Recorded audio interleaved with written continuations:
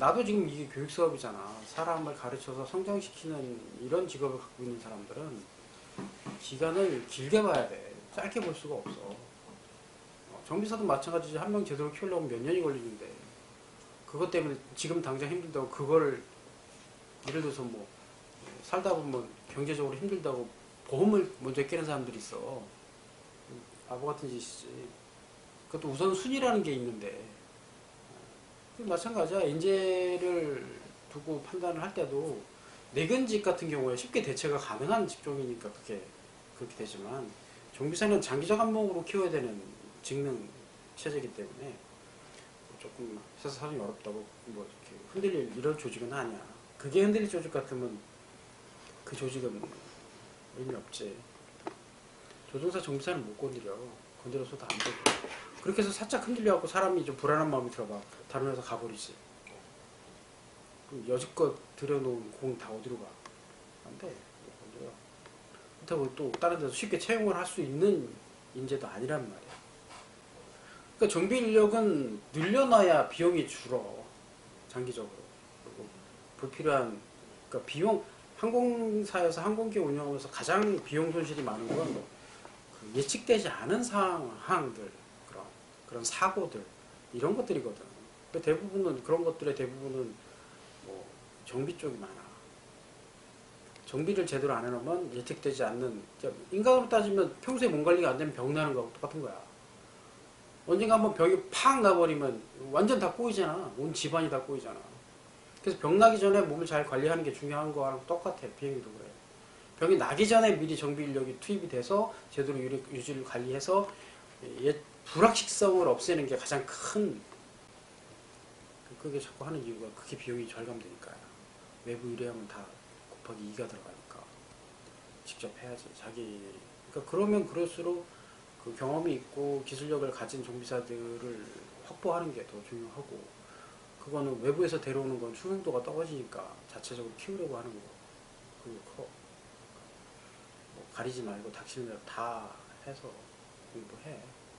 아까 뭐 예를 들었던 것처럼 뭐 관련이 없는 게 없어. 그러니까 비행기 자체를 통째로 그냥 공부를 해보면 어디 가서 뭘 하든지 다 배울 수 있고, 그게 뭐 직업뿐만이 아니라 어디 가도 다 쓰여. 재밌는 경험을 하게 될 거야. 그러니까 비행기라는 어떤 물건이 참 재밌는 물건이야. 그런 식으로 보면. 뭐 거기에 보면 이제 요즘 우리가 배우는 그런 것들도 나와. 그 안에 모터, 예를 들면 뭐 이게 또 뭐지, 뭐 자료 드롭이나 뭐 바이킹이나 이런 거 보면 모터가 항상 들어가고, 그다음에 뭐 지난 시간에 또 얘기했던 스위치, 마이크로 스위치, 리미트 스위치 이런 것들을 보면 뭐 예를 들어서 안전바 같은 거 이렇게 쭉 내려오잖아. 내려오면 딱 락도 걸리지만 안전바가 살짝 들리기라도 하면 경고등이 켜지게 만들어져 있거든.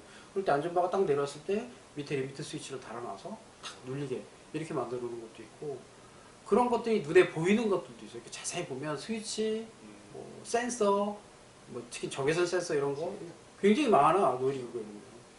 뭔가 사물에 대한 궁금증이랄까요. 뭐 그런 게 뭔가 느껴진 것 같아요. 그냥 지나가고 보는 게 아니라 뭘까 이렇게 한번 멈춰가지고 보고.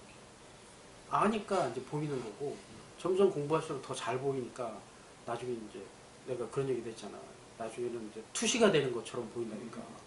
내부가 막 이해가 돼. 막 이런 상황이 돼. 뭐 얼마나 재밌을까. 나도 그게 이제 습관이 된 거야. 그 생활을 오래 하면서 문제가 발생을 하면 분석을 하고 해결하기 위한 해결책을 찾는 게 이제 몸에 배었어.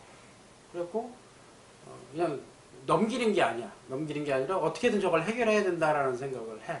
그래서 해결하는 방법을 자꾸 찾고 분석하고 고민하고 하다 보니까 해결이 웬만한 건 해결이 돼. 해결이 안 되는 것도 물론 있지. 안 되면 어떻게든 내가 받아들이는 쪽으로 이렇게 이제 가지만, 근데 시간이 계속 이렇게 흐르다 보면 어떻게든 해결이 돼.